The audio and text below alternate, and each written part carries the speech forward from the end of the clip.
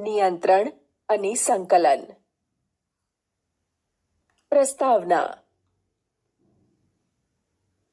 અગાઉના પ્રકરણમાં આપણે સજીવોમાં રક્ષણ કાર્યની સંલગ્ન જૈવિક પ્રક્રિયાઓના વિષયમાં અભ્યાસ કર્યો.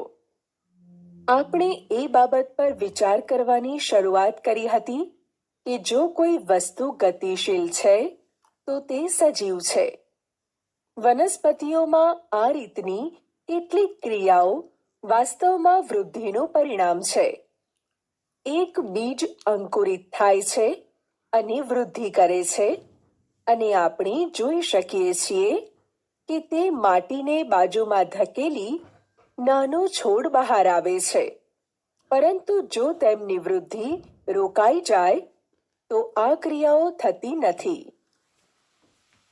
મોટા ભાગના પ્રાણીઓમાં અને કેટલીક વનસ્પતિઓમાં કેટલુંક હલનચલન વૃદ્ધિની સાથે સંબંધિત હોતું નથી. એક દોડતી બિલાડી, હિંચકા પર હિંચતા બાળકો, વાગોળતી ભેંસ, આ હલનચલનો વૃદ્ધિનું કારણ નથી. જોઈ શકાય તેવી આ ક્રિયાઓને આપણે જીવનની સાથે કેમ જોડીએ છીએ? તેનો એક સંભવિત જવાબ એ છે કે આપણે ક્રિયાઓને સજીવના પર્યાવરણમાં આવતા પરિવર્તનના પ્રતિચાર રૂપે વિચારીએ છીએ. બિલાડી એટલા માટે દોડતી હશે કારણ કે તેણે એક ઉંદરને જોયો હતો. માત્ર એટલું જ નહીં, પરંતુ આપણી સજીવોના હલનચલનને તેમના પર્યાવરણમાં થયેલા ફેરફારનો લાભ ઉઠાવવાનો એક પ્રયાસ પણ ગણી શકીએ. સૂર્યના પ્રકાશમાં છોડ કે વનસ્પતિ વૃદ્ધિ કરે છે. બાળકો હિંચકાથી આનંદ પ્રાપ્ત કરવાનો પ્રયત્ન કરે છે. ભેંસ વાગોળે છે કે જેથી ખોરાકના નાના ટુકડાઓમાં રૂપાંતરિત થાય અને તેનું પાચન સરળતાથી થઈ શકે.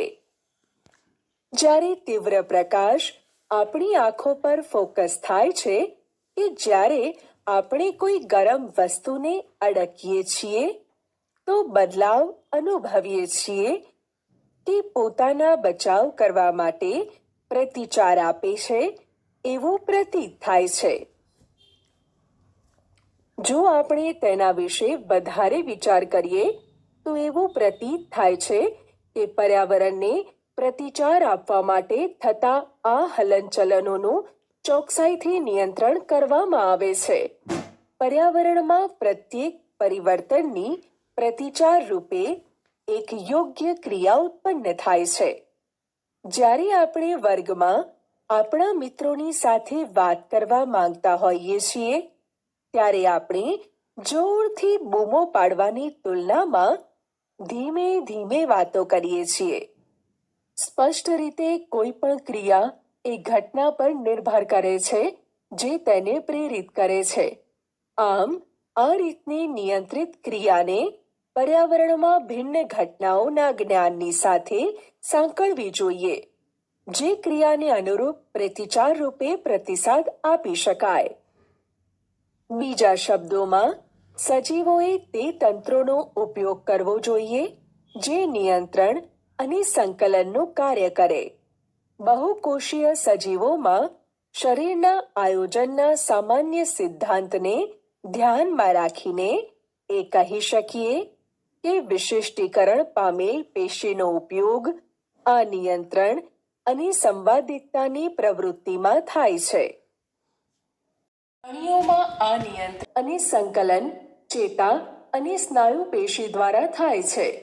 આકસ્મિક પરિસ્થિતિમાં ગરમ પદાર્થને અડકવું આપણા માટે હાનિકારક હોઈ શકે છે. આપણે તે ઓળખવાની અને તેને અનુરૂપ ક્રિયા કરવાની જરૂરિયાત હોય છે. આપણે કેવી રીતે જાણી શકીશું કે આપણે ગરમ વસ્તુને અડકી રહ્યા છીએ? આપણા પર્યાવરણમાંથી બધી સૂચનાઓની ઓળખ કેટલાક ચેતાકોષોના વિશિષ્ટીકરણ પામેલા ટોચના તંતુઓ દ્વારા થાય છે.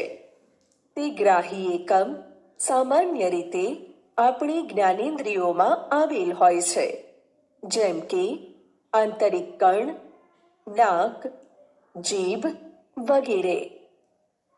રસ સંવેદી ગ્રાહી એકમ સ્વાદ ઓળખ કરે છે, જ્યારે ઘ્રાણ ગ્રાહી એકમ ગંધને લગતી સંવેદનાની ઓળખ કરે છે.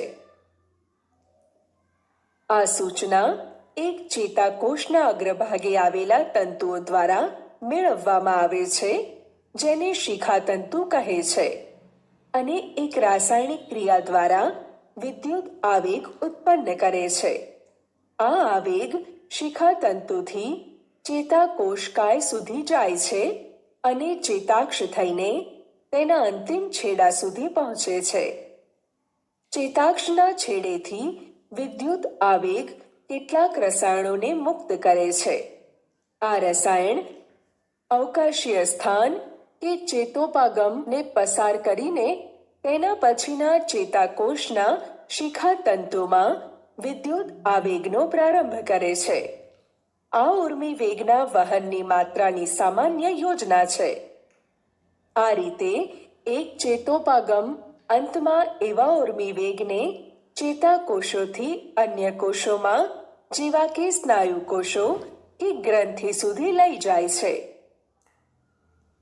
આમ તેમાં કોઈ આશ્ચર્ય નથી કે ચેતાપેશી ચેતાકોષોની એક આયોજનબદ્ધ જાળીરૂપ રચનાની બનેલી છે, અને આ સૂચનાઓ વિદ્યુત આવેગ દ્વારા શરીરના એક ભાગથી બીજા ભાગ સુધી સંવહનમાં વિશિષ્ટીકરણ પામેલી છે.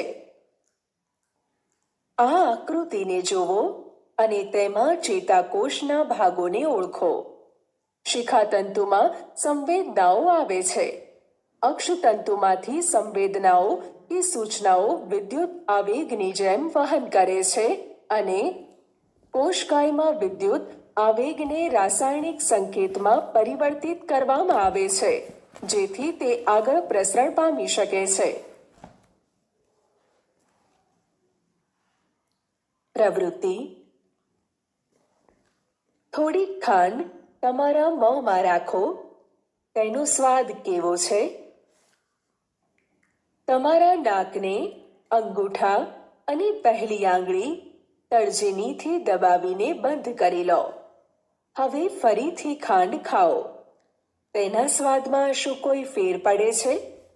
જમતી વખતે આવી જ રીતે તમારા નાકને બંધ કરી લો અને ધ્યાન રાખો કે જે ખોરાક કે ભોજનને તમે ખાઈ રહ્યા છો, શું તમે તેનો ખાવાનો સંપૂર્ણ સ્વાદ માણી રહ્યા છો? ના. બંને વખતે નાક બંધ હોવાથી ખાવાનો સંપૂર્ણ સ્વાદ માણી શકાતો નથી. જ્યારે નાસિકા કોટરો બંધ હોય છે, ત્યારે ખોરાક ખાતી વખતે તેની સુગંધ ઘ્રાણગ્રાહી એકમ સુધી પહોંચી શકતી નથી.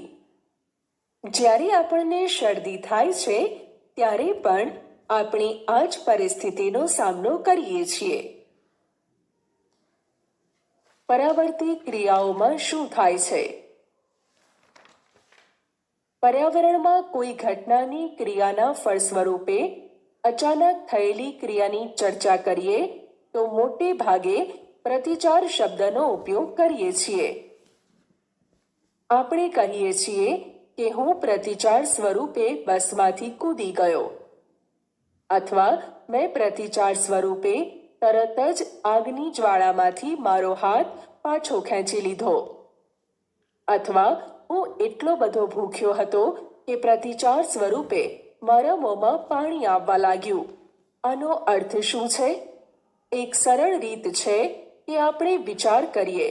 આ બધા ઉદાહરણોમાં એક સામાન્ય વિચાર એ આવે છે કે જે કંઈક આપણે કરી રહ્યા છીએ તેના વિશે વિચાર કરતા નથી, અથવા આપણી ક્રિયાઓના નિયંત્રણને અનુભવતા નથી.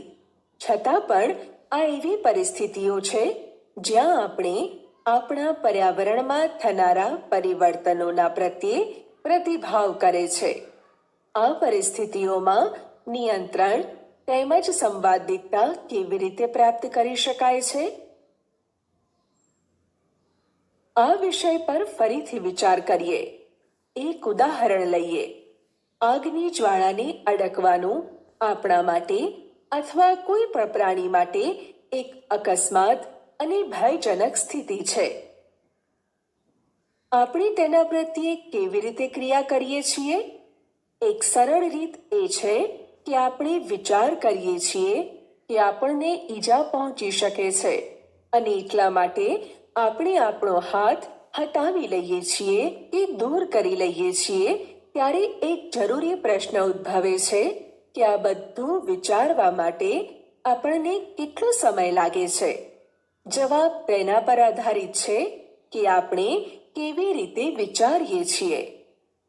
જો ઉર્મિવેગને તે તરફ મોકલવામાં આવે છે તો ત્યારે આ પ્રકારની સંવેદના કે આવેગ ઉત્પન્ન કરવા માટે મગજ દ્વારા ચિંતન થવું તે પણ જરૂરી છે.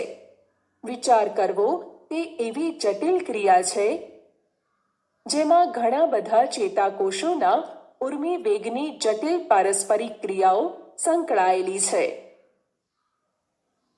જો આમ હોય તો આશ્ચર્ય નથી કે આપણા શરીરમાં વિચારવા માટેનું અંગ ચેતાકોષોની જટિલ જાળીરૂપ રચનાનું બનેલું છે, જે ખોપરીમાં અગ્રભાગે આવેલી રચના છે અને શરીરના બધા ભાગોમાંથી સંકેતો પ્રાપ્ત કરે છે તેમજ તેના પર ક્રિયા કરતા પહેલા વિચાર કરે છે. નિસંદેહ આ સંકેતો પ્રાપ્ત કરવા માટે ખોપરીમાંનું મગજ શરીરના વિવિધ ભાગોથી આવતી ચેતાઓ સાથે જોડાયેલું હોવું જોઈએ. આ રીતે જો મગજનો આ ભાગ સ્નાયુઓની ક્રિયા કરવાનો આદેશ આપે છે તો ચેતાઓ આ સંકેતોને શરીરના વિવિધ ભાગો સુધી લઈ જવા જોઈએ. આપણે કોઈ ગરમ વસ્તુને અડકીએ અને જો આપણે આ બધી ક્રિયાઓ કરવી પડે તો ઘણો સમય લાગે કે જેથી આપણે દાઝી જઈએ. શરીરની સંરચના કેવી રીતે આ સમસ્યાનું સમાધાન કે ઉકેલ શોધે છે? ઉષ્માની સંવેદનાના વિષયમાં વિચારીએ તો ઉષ્માના સંકેતોને પારખતી ચેતાઓ સ્નાયુઓનું સામાન્ય હલનચલન કરાવતી ચેતાઓ સાથે જોડાય તો સંકેતો અથવા માહિતી પારખવાની અને તેના અનુસાર પ્રતિચાર આપવાની પ્રક્રિયા ખૂબ જ ઝડપથી પૂરી થાય છે. આ જોડાણને પરાવર્તી કમાન કહે છે. અંતગ્રાહી કે સંવેદી ચેતા અને બહિર્વાહી કે ચાલક ચેતા વચ્ચે આવું જોડાણ કયા સ્થાને જોવા મળે? ચોક્કસપણે તે બંને ચેતા સૌપ્રથમ જ્યાં મળે તે જગ્યાએ જ હોવું જોઈએ. આખા શરીરની ચેતાઓ મગજ તરફ જતી વખતે કરોડરજ્જુમાં મળે છે. આ કરોડરજ્જુમાં જ પરાવર્તી કમાન રચાય છે. જો કે સંવેદના આગળ વધીને મગજ સુધી પણ પહોંચે તો છે જ. મોટા ભાગના પ્રાણીઓમાં પરાવર્તી કમાન એટલા માટે વિકસિત હોય છે કારણ કે તેના મગજને વિચારવાની ક્રિયા ખૂબ જ સતીજ હોતી નથી. વાસ્તવમાં મોટા ભાગના પ્રાણીઓમાં વિચારવા માટે જરૂરી જટિલ ચેતાકોષીય જાળ કાં તો અલ્પ વિકસિત હોય છે અથવા ગેરહાજર હોય છે. આમ આ સ્પષ્ટ છે કે વાસ્તવિક વિચારની ક્રિયાની ગેરહાજરીમાં પરાવર્તી કમાન વિકાસ પામે છે. જો જટિલ ચેતાકોષીય જાળનું અસ્તિત્વ હોય તે પછી પણ પરાવર્તી કમાન તરત જ પ્રક્રિયા માટે એક ખૂબ જ કાર્યક્ષમ પ્રણાલીની રૂપમાં કાર્ય કરે છે. શું તમે તે ઘટનાઓના ક્રમને શોધી શકો છો કે જે તમારી આંખોમાં તીવ્ર પ્રકાશ કેન્દ્રિત કરવાથી થાય છે? જ્યારે આંખોમાં તીવ્ર પ્રકાશ કેન્દ્રિત કરવામાં આવે ત્યારે આંખોમાં આવેલા પ્રકાશ સંવેદી કોષો વિદ્યુત સંદેશા ઉત્પન્ન કરે છે. આ સંદેશા પ્રકાશીય ચેતા દ્વારા મગજને મોકલવામાં આવે છે, જે પ્રતિચાર રૂપે આંખમાં પ્રવેશતા કિરણોની તીવ્રતાને ઓછી કરવા માટેના સંકેતો ઉત્પન્ન કરે છે. પ્રકાશીય ચેતા દ્વારા પ્રતિચારી સંકેતો પ્રતિકારક અંગો સુધી પહોંચાડવામાં આવે છે. આઇરિસની ફરતે આવેલા સ્નાયુઓ આ પ્રતિકારક અંગ છે. આ સ્નાયુઓના સંકોચનથી આંખની કીકી નાની થાય છે, જેથી આંખની અંદર પ્રવેશતા પ્રકાશની માત્રા ઓછી થઈ જાય છે. તે જ પ્રકાશમાં આંખની કીકીનું નાનું થઈ જવું એ એક પરાવર્તી ક્રિયા છે.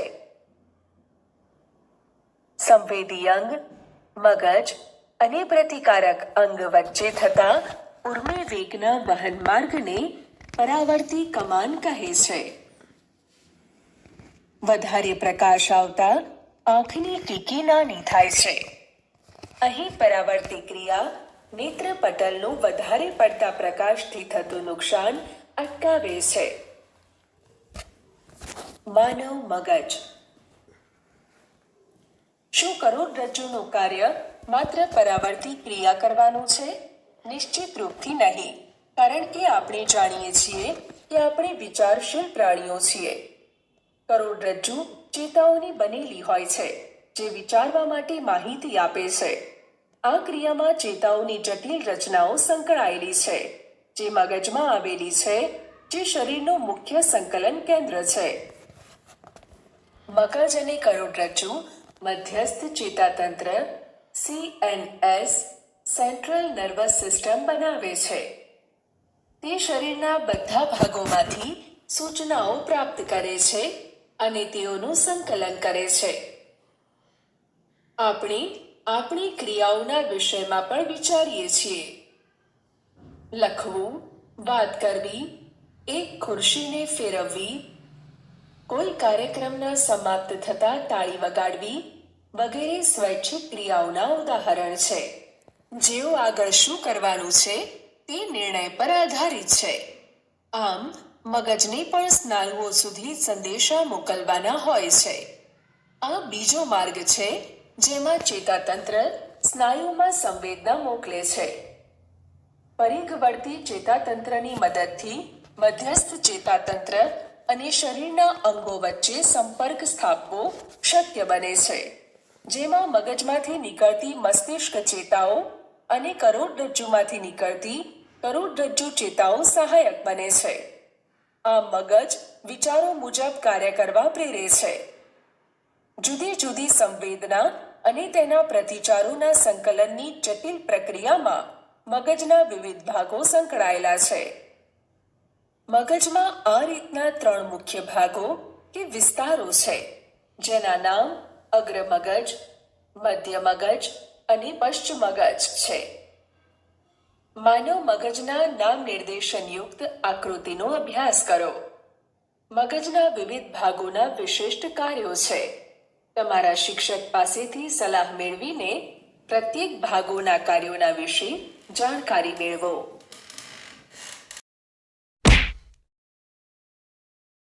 ક્રિયાઓના નિયંત્રણ સમન્વય માટે પ્રાણીઓમાં ચેતાતંત્ર હોય છે, પરંતુ વનસ્પતિઓમાં ન તો ચેતાતંત્ર હોય છે અને ન તો સ્નાયુ પેશીઓ હોય છે. તે ઉત્તેજનાની પ્રત્યે પ્રતિચાર કેવી રીતે દર્શાવે છે? જ્યારે આપણે લજામણીના છોડના પર્ણોને અડકીએ છીએ, ત્યારે તે વળી જવાની શરૂઆત કરે છે અને નીચેની તરફ વળી જાય છે. જ્યારે બીજ અંકુરણ પામે છે, તો મૂળ નીચેની તરફ જાય છે અને પ્રકાંડ ઉપરની તરફ જાય છે. જાણો છો શું થાય છે? લજામણીના પર્ણો સ્પર્શના પ્રતિચાર સ્વરૂપે ખૂબ જ ઝડપથી ગતિ કરે છે. આ ગતિ સાથે વૃદ્ધિનો કોઈ સંબંધ નથી. બીજી તરફ અંકુરિત છોડની દિશાસૂચક ગતિ વૃદ્ધિને કારણે હોય છે. જો તેની વૃદ્ધિને કોઈ રીતે અવરોધવામાં આવે તો આ કોઈ ગતિ પ્રદર્શિત કરશે નહીં. આમ વનસ્પતિ 2 પ્રકારની ગતિઓ દર્શાવે છે, એક વૃદ્ધિને આધારિત અને બીજી વૃદ્ધિથી મુક્ત. ઉત્તેજના માટે તાત્કાલિક પ્રતિચાર. આવો પહેલા પ્રકારની ગતિ પર વિચાર કરીએ, જેમ કે લજામણીના છોડની ગતિ. આ વૃદ્ધિ સાથે સંકળાયેલ નથી. છોડના પર્ણો સ્પર્શ પ્રત્યેના પ્રતિચારના પરિણામ સ્વરૂપે ગતિ કરતા હોય છે, પરંતુ અહીંયા કોઈ ચેતાપેશી નથી અને ન તો કોઈ સ્નાયુ પેશી. તો પછી છોડ કેવી રીતે સ્પર્શની સંવેદનાને અનુભવે છે અને કેવી રીતે પર્ણોની ગતિ દ્વારા પ્રતિચાર દર્શાવાય છે? જો આપણે વિચાર કરીએ કે છોડના કોઈ એક ભાગની અડકવાથી છોડના કયા ભાગનું હલનચલન થાય છે, તે ત્યારે બની શકે કે તમે અડકેલો ભાગ અને હલનચલન કરતો ભાગ બંને જુદો હોય. આમ સ્પર્શ થવાની સંવેદનાનું પ્રસરણ થયું હશે. છોડ આ સંવેદના કે સૂચનાને એક કોષથી બીજા કોષ સુધી તેને પ્રસારિત કરવા માટે વીજ રસાયણ સાધનોનો પણ ઉપયોગ કરે છે. પરંતુ પ્રાણીઓની જેમ વનસ્પતિઓમાં સૂચનાઓ કે સંવેદનાઓ માટે કોઈ વિશિષ્ટીકરણ પામેલ પેશી હોતી નથી. અંતમાં પ્રાણીઓની જેમ પ્રચલન કરવા માટે કેટલાક કોષો પોતાના આકારમાં પરિવર્તન લાવતા હોવા જોઈએ. વનસ્પતિ કોષોમાં પ્રાણી સ્નાયુ કોષોની જેમ વિશિષ્ટીકરણ પામેલ પ્રોટીન હોતા નથી. છતાં પણ તે પાણીના પ્રમાણમાં પરિવર્તન કરીને પોતાનો આકાર બદલી શકે છે. પરિણામ સ્વરૂપે ફૂલીને કે સંકોચન પામીને તેઓ પોતાનો આકાર બદલી શકે છે. વૃદ્ધિને કારણે હલનચલન. વટાણાના છોડની જેમ કેટલીક વનસ્પતિ અન્ય વનસ્પતિ કે વાડ પર આધાર કે પ્રકાંડ સૂત્રની મદદથી ઉપર ચઢે છે. આ આધાર પ્રકાંડ સૂત્ર સ્પર્શ માટે સંવેદનશીલ છે.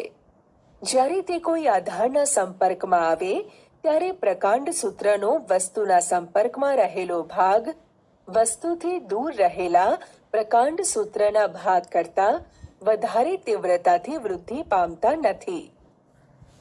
આ પ્રકાંડ સૂત્રને વસ્તુની ચારે તરફ વીંટાળે છે અને તેથી જ તે વસ્તુ પર મજબૂતાઈથી જકડેલું રહે છે.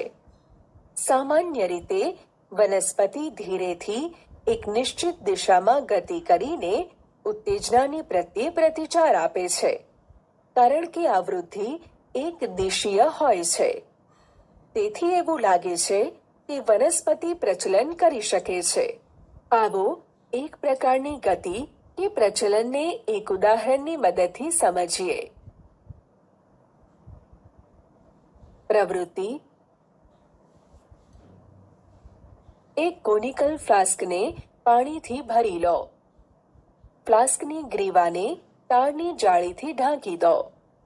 એક તાજો નાનો વાલનો છોડ તારની જાળી પર એવી રીતે રાખી દો કે તેના મૂળ પાણીમાં પલળેલા રહે. એક બાજુથી ખુલેલા એવા પૂંઠાનું એક બોક્સ લો. ફ્લાસ્કને બોક્સમાં એવી રીતે ગોઠવો કે જેથી બોક્સની ખુલ્લી બાજુ બારીમાંથી આવતા પ્રકાશ તરફ રહે. 2 કે 3 દિવસ પછી જોશો કે પ્રરોહ પ્રકાશની તરફ વળી જાય છે અને મૂળ પ્રકાશથી દૂર થતું જાય છે. હવે ફ્લાસ્કને એ પ્રકારે ફેરવો કે પ્રરોહ પ્રકાશથી દૂર અને મૂળ પ્રકાશની તરફ થઈ જાય. તેને આ અવસ્થામાં કેટલાક દિવસ માટે ખલેલ પહોંચાડ્યા વગર મૂકી રાખો. તમે જોશો કે પ્રરોહ અને મૂળે પોતાના જૂના ભાગોની દિશા બદલી નાખી છે. પ્રરોહ પ્રકાશની દિશામાં અને મૂળ પ્રકાશથી દૂરની દિશામાં વૃદ્ધિ પામે છે. આથી તેઓ નવી દિશામાં વૃદ્ધિ કરે છે. આ પ્રવૃત્તિથી આપણે એ નિર્ણય પર આવીશું કે છોડનો પ્રરોહ ધન પ્રકાશાનુવર્તન દર્શાવે છે, જ્યારે મૂળ ઋણ પ્રકાશાનુવર્તન દર્શાવે છે. પર્યાવરણીય પ્રેરણ જેવા કે પ્રકાશ કે ગુરુત્વ વનસ્પતિની વૃદ્ધિવાળા ભાગમાં દિશા પરિવર્તન કરી નાખે છે. આ સદિશીય કે અનુવર્તન હલનચલન ઉત્તેજનાની તરફ કે તેની વિરુદ્ધ દિશામાં થઈ શકે છે. આમ આ બે ભિન્ન પ્રકારે પ્રકાશાનુવર્તન હલનચલનની ક્રિયાઓમાં પ્રરોહ પ્રકાશની તરફ વળીને પ્રતિચાર અને મૂળ તેનાથી દૂર વળીને પ્રતિચાર દર્શાવે છે. આ વનસ્પતિની મદદ કેવી રીતે કરે છે? પ્રરોહનું પ્રકાશાનુવર્તન એ પર્ણમાં આવેલા હરિતકણની પ્રકાશ તરફની ગોઠવણ એ રીતે કરે છે કે જેથી પ્રકાશ સંશ્લેષણની ઉર્જામાં વધારો થાય અને વનસ્પતિની વૃદ્ધિ થાય. મૂળ હંમેશા પાણી તરફ હલનચલન કરે છે, જેથી વનસ્પતિને પાણીની જરૂરિયાત પૂરી કરવામાં મદદ થાય છે. વનસ્પતિ અન્ય ઉત્તેજનાઓ માટે પણ પ્રતિચાર કરીને આવર્તન કે ટ્રોપિઝમ દર્શાવે છે. એક વનસ્પતિના મૂળ હંમેશા નીચેની તરફ વૃદ્ધિ કરે છે, જ્યારે પ્રરોહ સામાન્ય રીતે ઉપરની તરફ અને પૃથ્વીથી દૂર વૃદ્ધિ કરે છે. આ પ્રરોહ અને મૂળમાં ક્રમશઃ ઉર્ધ્વગામી અને અધોગામી વૃદ્ધિ પૃથ્વી કે ગુરુત્વના ખેંચાણનો પ્રતિચાર ભૂ આવર્તન છે.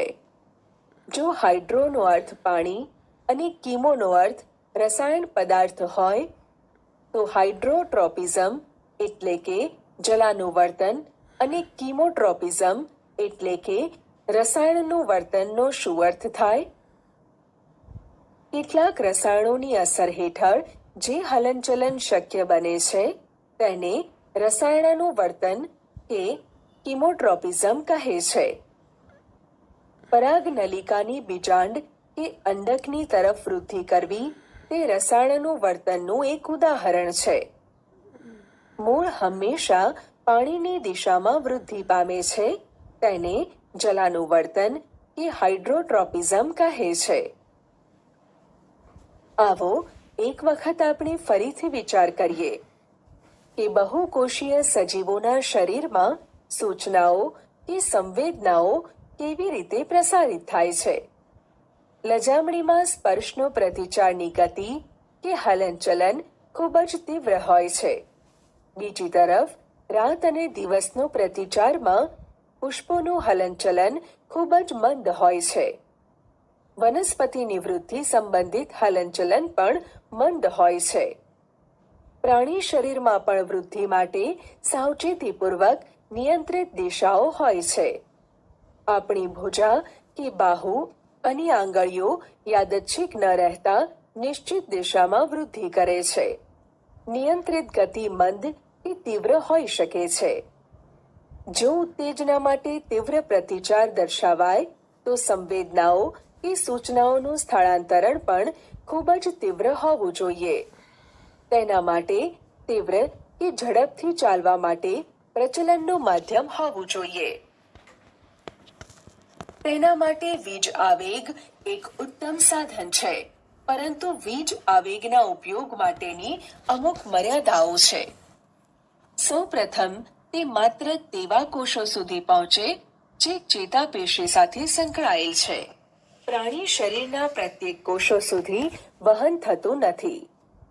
બીજું, એકવાર એક કોષમાં વીજ આવેગનું નિર્માણ થાય છે અને પ્રસારિત થાય છે, તો પુનઃ નવો આવેગ નિર્માણ કરવા અને તેનું વહન કરવા માટે કોષ ફરીથી પોતાની કાર્યવિધિ સારી રીતે કરવા માટે કેટલોક સમય લે છે.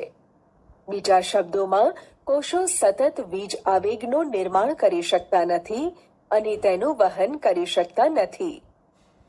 તેમાં કોઈ આશ્ચર્ય નથી કે મોટા ભાગના બહુકોષીય સજીવ કોષોના મધ્ય પ્રસરણ માટે અન્ય સાધનોનો ઉપયોગ કરે છે. તેને રાસાયણિક વહન કે પ્રસરણ કહે છે. જો એક વીજ આવેગ નિર્માણ કરવા સિવાય ઉત્તેજિત કોષો એક રાસાયણિક સંયોજન મુક્ત કરવાની શરૂઆત કરે છે, તો આ સંયોજનનું આસપાસના બધા કોષોમાં પ્રસરણ થઈ જાય છે. જો આસપાસના અન્ય કોષોની પાસે આ સંયોજનની ઓળખ કરવાનું સાધન હોય, તો તેની સપાટી પર વિશેષ અણુઓનો ઉપયોગ કરીને તે સંવેદનાઓ વિશેનો ખ્યાલ મેળવવા યોગ્ય હોય છે અને તેને પ્રસારિત કે વહન પણ કરાય છે. જો કે આ પ્રક્રિયા ખૂબ જ ધીમી થાય છે, પરંતુ આ ચેતા સંબંધ સિવાય પણ શરીરના બધા કોષો સુધી પહોંચે છે અને તેને અપ્રાવર્તી કે અપ્રતિવર્તી તેમજ સ્થાયી બનાવાય છે. બહુકોષીય પ્રાણીઓ દ્વારા નિયંત્રણ તેમજ સંકલન માટે આવેલા આ સંયોજનો કે અંતઃસ્ત્રાવો આપણી આશાને અનુરૂપ વિવિધતા દર્શાવે છે. વિવિધ વનસ્પતિ અંતઃસ્ત્રાવો વૃદ્ધિ વિકાસ અને પર્યાવરણના પ્રત્યે પ્રતિચારનું સંકલન કરવામાં મદદરૂપ છે. તેના સંશ્લેષણનું સ્થાન તેની પ્રવૃત્તિના વિસ્તારથી દૂર હોય છે અને સામાન્ય કે સરળ પ્રસરણ દ્વારા તે ક્રિયા વિસ્તાર સુધી પહોંચી જાય છે. આવો આપણે એક ઉદાહરણ લઈએ, જે આપણે પહેલા કરેલી પ્રવૃત્તિ છે. જ્યારે વૃદ્ધિ કરતી વનસ્પતિને પ્રકાશનો અનુભવ થાય ત્યારે પ્રરોહના અગ્રભાગમાં એક અંતઃસ્ત્રાવ, જેને ઓક્સિન કહે છે, તે સંશ્લેષણ પામે છે અને કોષોની લંબાઈમાં વૃદ્ધિ કરવામાં તે મદદરૂપ બને છે. જ્યારે વનસ્પતિ પર એક તરફથી પ્રકાશ આવી રહ્યો હોય છે ત્યારે ઓક્સિન પ્રસરણ પામીને પ્રરોહના છાયાવાળા ભાગમાં, એટલે કે પ્રકાશ ઓછો હોય તે ભાગમાં આવી જાય છે. પ્રરોહની પ્રકાશથી દૂર આવેલી બાજુમાં ઓક્સિનનું સંકેન્દ્રણ કોષોની લંબાઈમાં વૃદ્ધિ માટે ઉત્તેજિત કરે છે. આમ વનસ્પતિ પ્રકાશની તરફ વળતી જોવા મળે છે. વનસ્પતિ અંતઃસ્ત્રાવોનું બીજું ઉદાહરણ જિબ્રેલિન છે, જે ઓક્સિનની જેમ પ્રકાંડની વૃદ્ધિમાં મદદરૂપ થાય છે. સાયટોકાઇનિન કોષ વિભાજનને પ્રેરિત કરે છે અને તેથી આ તે વિસ્તારોમાં હોય જ્યાં કોષ વિભાજન ઝડપથી થતું હોય છે. વિશેષ રૂપથી ફળ અને બીજમાં વધારે સાંદ્રતામાં મળી આવે છે. આ તે વનસ્પતિ અંતઃસ્ત્રાવોના ઉદાહરણ છે જે વૃદ્ધિમાં સહાયક બને છે.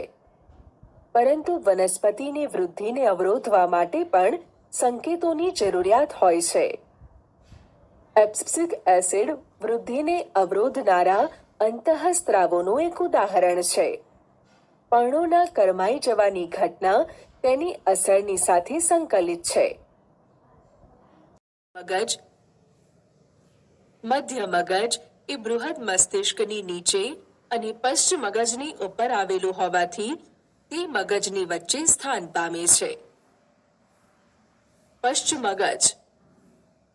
પશ્ચ મગજમાં અનુમસ્તિષ્ક, સેતુ અને લંબ મજ્જાનો સમાવેશ થાય છે. અનુમસ્તિષ્ક તે શરીરનું સમતોલપણું જાળવી રાખે છે તેમજ શારીરિક હલનચલનની ક્રિયાનું સંકલન કરે છે. દાખલા તરીકે નાચવું, ચાલવું, સાયકલ સવારી વગેરે. સેતુ.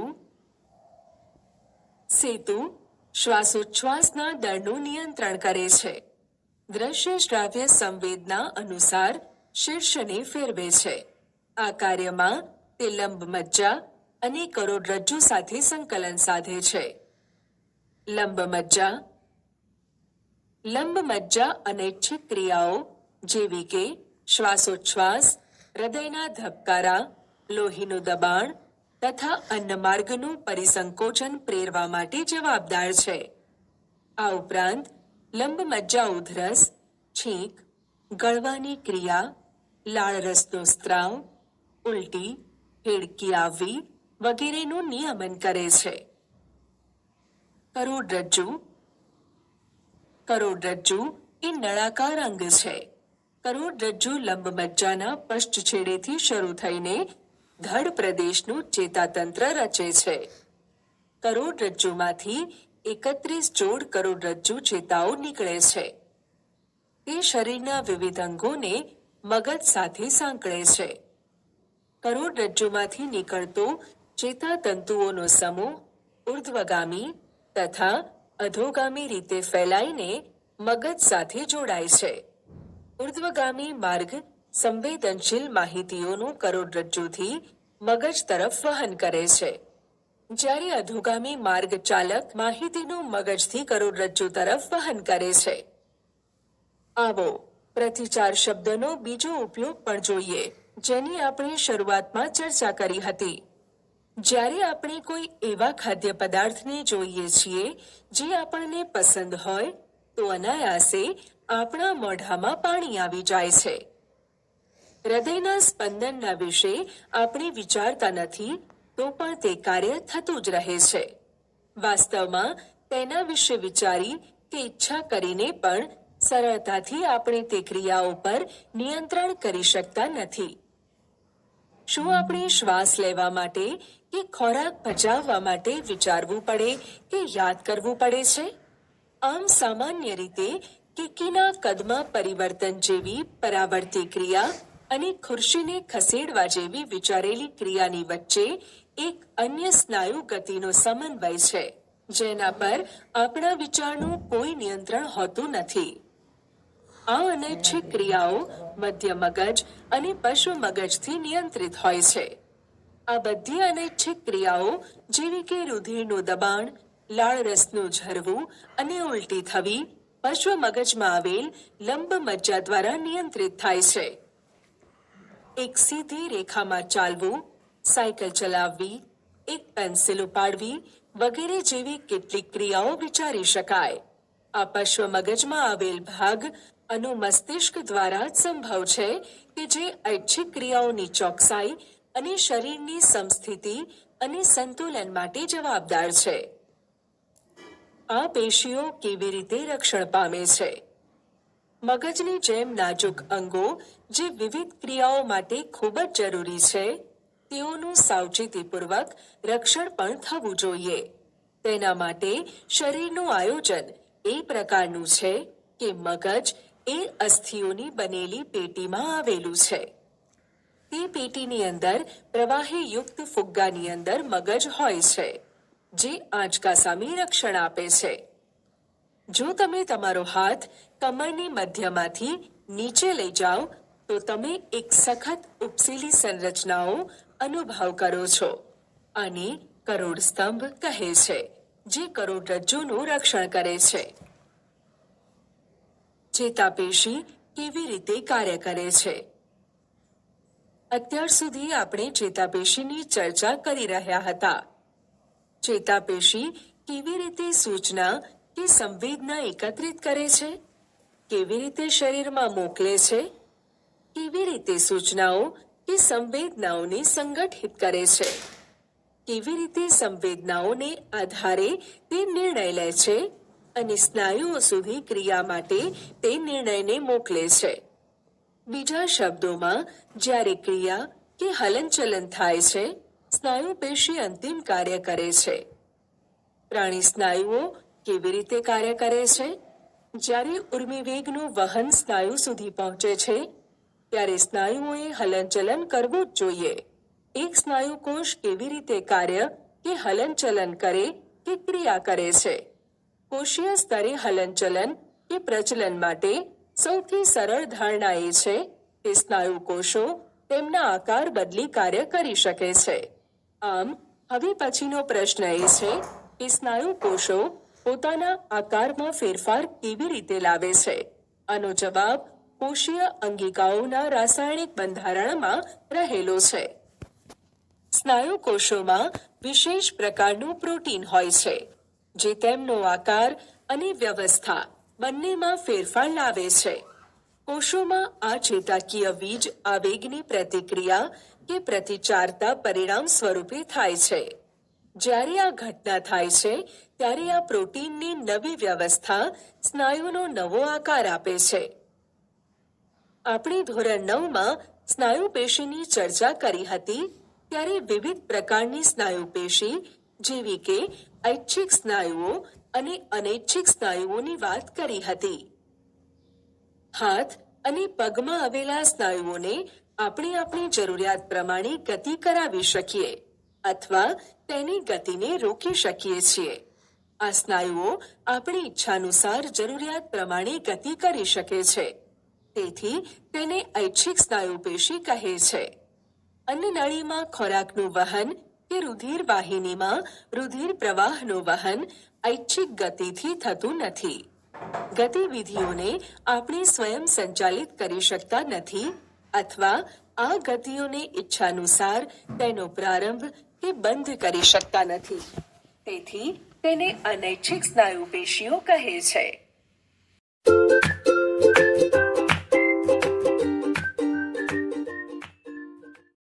કે અંતઃસ્ત્રાવ પ્રાણીઓમાં કેવી રીતે સૂચનાઓનો પ્રસારણના સાધનની જેમ ઉપયોગમાં આવે છે?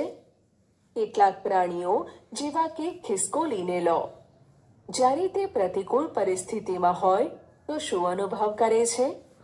તે પોતાના શરીરને લડવા માટે કે ભાગી જવા માટે તૈયાર કરે છે. બંને ખૂબ જટિલ ક્રિયાઓ છે જેને કરવા માટે નિયંત્રિત રીતે ખૂબ જ ઊર્જાની જરૂરિયાત હોય છે. અનેક પ્રકારની વિવિધ પેશીઓનો ઉપયોગ થાય છે અને તેમની એકત્રીકરણ પામેલી ક્રિયાઓ ભેગી થઈને તે કાર્ય કરે છે. જેમ કે લડવાની કે દોડવાની બે એકાંતર ક્રિયાઓ એકબીજાથી બિલકુલ અલગ છે. આમ અહીંયા એક સ્થિતિ છે કે જેમાં કેટલીક સામાન્ય તૈયારીઓ શરીરમાં લાભદાયક હોય છે. આ તૈયારીઓ આદર્શ રૂપે નજીકના ભવિષ્યમાં કોઈ પણ ક્રિયાને સરળ કરી નાખે છે. આ બધું કેવી રીતે થઈ શકે છે?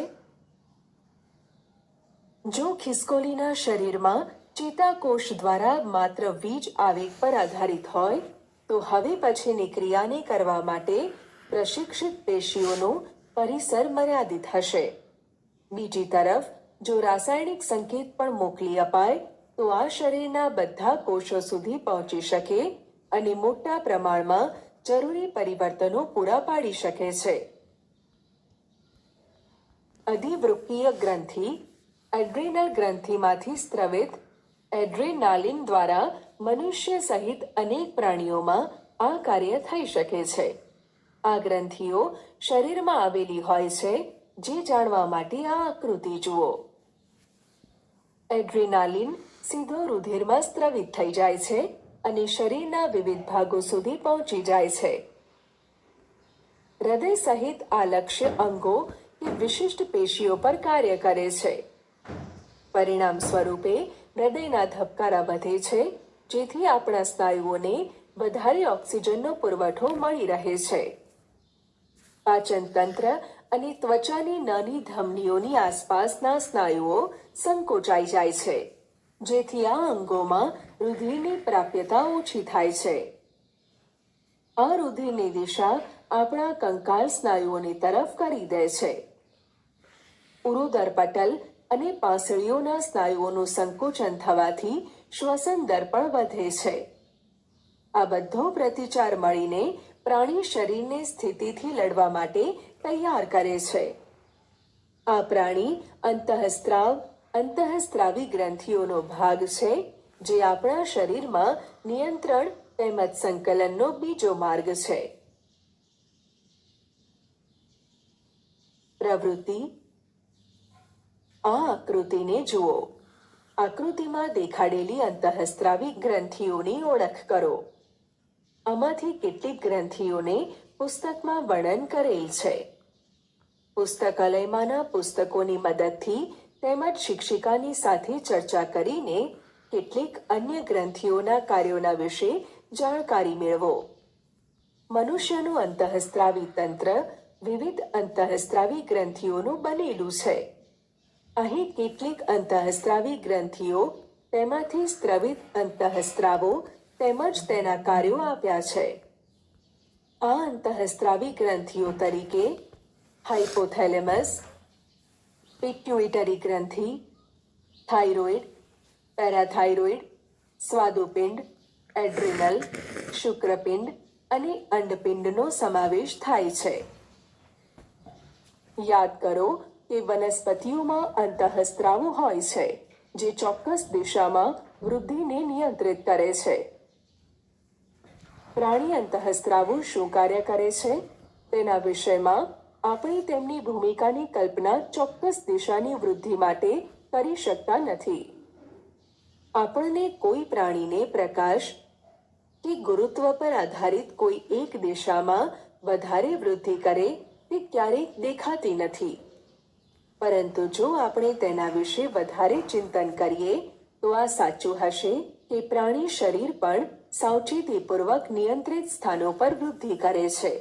ઉદાહરણ તરીકે વનસ્પતિના શરીર પર અનેક સ્થાનો પર પર્ણો ઉગે છે પરંતુ આપણે આપણા ચહેરા પર આંગળીઓને ઉગાડી શકતા નથી. આપણા શરીરની રચના બાળકોની વૃદ્ધિના સમયે પણ સાવચેતીપૂર્વક જાળવણી કરે છે. સંકલિત વૃદ્ધિમાં અંતઃસ્ત્રાવ કેવી રીતે મદદ કરે છે તે સમજવા આવો કેટલાક ઉદાહરણો ચકાસીએ. મીઠાના પેકેટ પર આપણે બધાએ જોયું છે કે આયોડિન યુક્ત મીઠું અને આયોડિનથી સંવર્ધિત આપણે આપણા આહારમાં આયોડિન યુક્ત મીઠું લેવું કેમ જરૂરી છે? થાઇરોઇડ ગ્રંથિનો થાઇરોક્સિન અંતઃસ્ત્રાવ બનાવવા માટે આયોડિન જરૂરી છે. થાઇરોક્સિન અંતઃસ્ત્રાવનો થાઇરોઇડ ગ્રંથિમાંથી સ્ત્રાવ થાય છે. થાઇરોઇડ ગ્રંથિ ગળાના ભાગમાં શ્વાસનળીના સ્વર યંત્રની તરત નીચેના ભાગમાં આવેલ છે.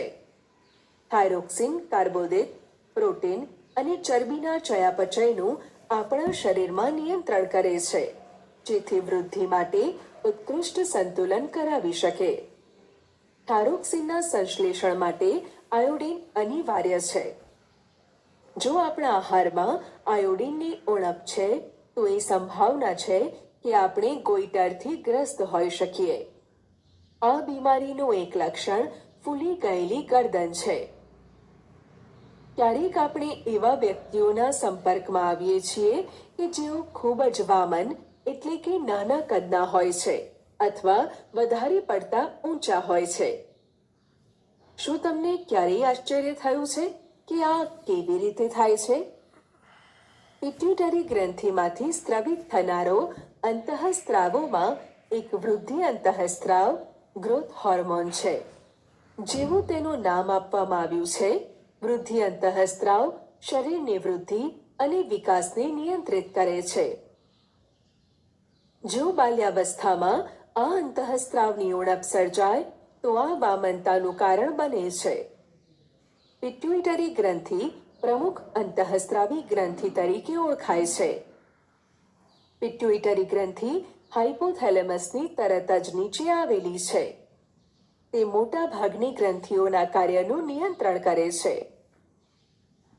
પિટ્યુટરી ગ્રંથિમાંથી કયા પ્રકારનો સ્ટિમ્યુલેટિંગ હોર્મોન મુક્ત થશે કે નહીં તેનું નિયંત્રણ હાઇપોથેલેમસમાંથી સ્ત્રાવ પામતા અંતઃસ્ત્રાવો એટલે કે હોર્મોન્સ કરે છે. હાઇપોથેલેમસ એ અગ્ર મગજનો ભાગ છે. હાઇપોથેલેમસ એ થેલેમસની નીચે અને પિટ્યુટરી ગ્રંથિની ઉપર આવેલ છે. હાઇપોથેલેમસ ઘણા ચેતાહસ્ત્રાવી કોષો ધરાવે છે. તે રિલીઝિંગ હોર્મોનનો સ્ત્રાવ કરે છે. આ હોર્મોન્સ વિવિધ પ્રકારના હોય છે. હાઇપોથેલેમસમાંથી સ્ત્રાવ પામતા રિલીઝિંગ હોર્મોન અને તેમની પિટ્યુટરી ગ્રંથિ પરની અસરો આ મુજબ છે. Thyroid stimulating hormone releasing hormone. આ રિલીઝિંગ હોર્મોન પિટ્યુટરી ગ્રંથિમાંથી થાઇરોઇડ સ્ટિમ્યુલેટિંગ હોર્મોન એટલે કે થાઇરોઇડ સ્ટિમ્યુલેટિંગ અંતઃસ્ત્રાવના સ્ત્રાવને ઉત્તેજે છે. Growth hormone releasing hormone. આ રિલીઝિંગ હોર્મોન પિટ્યુટરી ગ્રંથિમાંથી ગ્રોથ હોર્મોનના સ્ત્રાવને ઉત્તેજે છે. Adrenocorticotropic hormone releasing hormone. આ રિલીઝિંગ હોર્મોન પિટ્યુટરી ગ્રંથિમાંથી એડ્રીનોકોર્ટિકોટ્રોપિક હોર્મોનના સ્ત્રાવને મુક્ત કરે છે. Gonadotropic releasing hormone. આ રિલીઝિંગ હોર્મોન પિટ્યુટરી ગ્રંથિમાંથી ફોલિકલ સ્ટિમ્યુલેટિંગ હોર્મોન અને લ્યુટેનાઇઝિંગ હોર્મોનના સ્ત્રાવને મુક્ત કરે છે.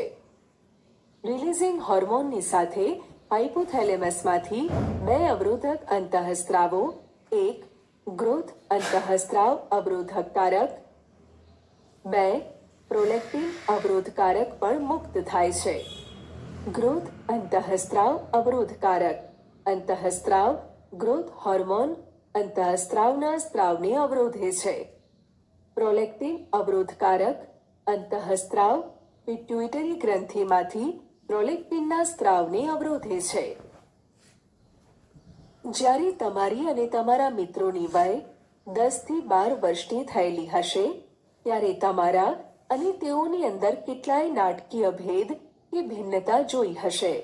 આ પરિવર્તન યુવાવસ્થાના પ્રારંભ થવાની સાથે સંબંધિત છે, કારણ કે નરમાં ટેસ્ટોસ્ટેરોન અને માદામાં ઇસ્ટ્રોજનનો સ્ત્રાવ થાય છે. શુક્રપિંડ નર જાતીય અંતઃસ્ત્રાવ ટેસ્ટોસ્ટેરોનનો સ્ત્રાવ કરે છે. પુરુષના ગૌણ જાતીય લક્ષણો જેવા કે ઘેરો અવાજ, દાઢી, મૂછનો વિકાસ વગેરેનું નિયંત્રણ કરે છે. શુક્રપિંડ એ શુક્રકોષોનું નિર્માણ કરે છે. સ્ત્રીમાં અંડપિંડ ઇસ્ટ્રોજનનો સ્ત્રાવ કરે છે. તેનું મુખ્ય કાર્ય સ્ત્રીના જાતીય અંગોનો વિકાસ પ્રેરવાનું છે. આ ઉપરાંત તે સ્ત્રીના ગૌણ જાતીય લક્ષણો જેવા કે તીણો અવાજ, મુલાયમ ત્વચા, સ્તન ગ્રંથિ વગેરેના વિકાસનું નિયંત્રણ કરે છે. એડ્રીનલ ગ્રંથિ તે મૂત્રપિંડના અગ્રછેડે ગોઠવાયેલી હોય છે. શરીરમાં તેમની સંખ્યા 2 છે. એડ્રીનલ ગ્રંથિ નાની, શંકુ આકારની અને 2 સ્પષ્ટ વિસ્તારોની બનેલી છે. એક બહારનો વિસ્તાર બાહ્યક અને 2 અંદરનો વિસ્તાર મજ્જક. એડ્રીનલ બાહ્યકના અંતઃસ્ત્રાવો. એડ્રીનલ બાહ્યક 3 પ્રકારના અંતઃસ્ત્રાવોનો સ્ત્રાવ કરે છે. મિનરલોકોર્ટિકોઇડ, ગ્લુકોકોર્ટિકોઇડ, જાતીય કોર્ટિકોઇડ. મિનરલોકોર્ટિકોઇડ આપણા શરીરમાં પાણી તથા સોડિયમ, ક્લોરીન અને પોટેશિયમ જેવા આયનોનું નિયમન કરે છે. ગ્લુકોકોર્ટિકોઇડ કાર્બોદિત, પ્રોટીન અને શરીરની ચરબીના ચયાપચયને ઉત્તેજે છે. જાતીય કોર્ટિકોઇડ પુરુષના ગૌણ જાતીય લક્ષણો માટે જવાબદાર છે. એડ્રીનલ મજ્જકના અંતઃસ્ત્રાવો.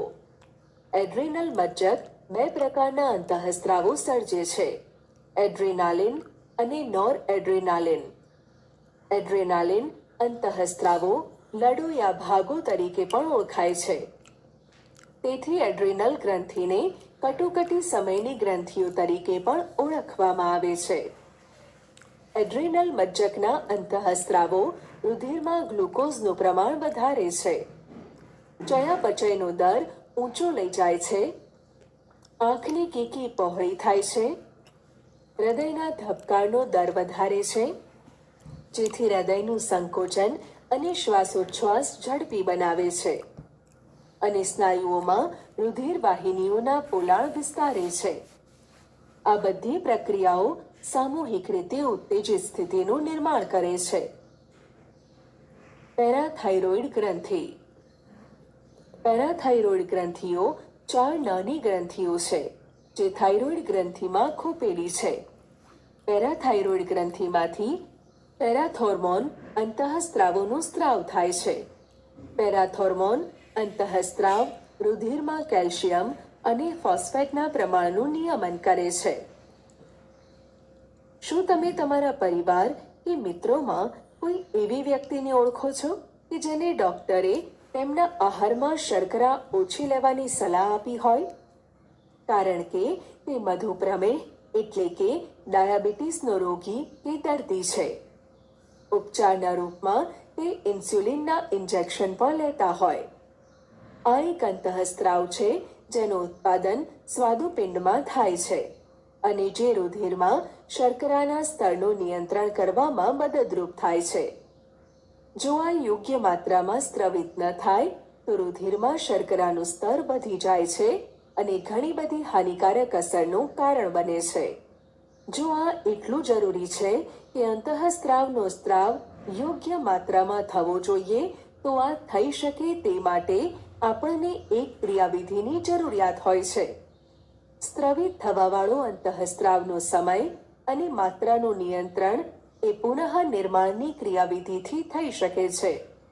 ઉદાહરણ તરીકે, જો રુધિરમાં શર્કરાનું સ્તર વધી જાય તો તેને લીધે સ્વાદુપિંડના કોષો તેની જાણકારી મેળવી લે છે અને તેના પ્રતિચાર રૂપે વધુ ઇન્સ્યુલિનનો સ્ત્રાવ કરે છે.